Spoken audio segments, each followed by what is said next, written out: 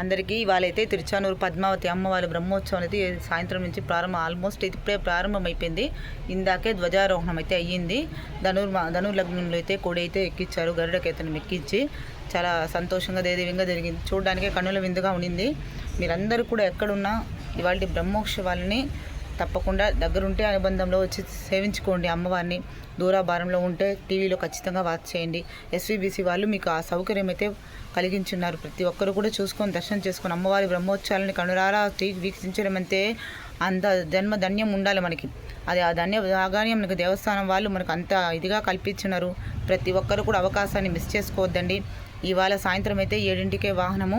అమ్మవారు చిన్నశేష వాహనంలో వెన్న దొంగ కృష్ణుడిలాగా వెన్న తింటూ చక్కటి అవతారంలో మనందరికైతే దర్శనం అయితే ఇవ్వబోతున్నారు. ప్రతి ఒక్కరు కూడా అమ్మవారి కృపాకటాక్షలకు పాత్రులు కావాలని మనస్ఫూర్తిగా కోరుకుంటున్నాను. ఓకేనా ఫ్రెండ్స్, వీడియో నచ్చితే లైక్ చేయండి. మరిన్ని మంచి విషయాలకు వీడియోని రెగ్యులర్గా వాచ్ చేయండి. సర్వే జనా సుఖినో భవంతు.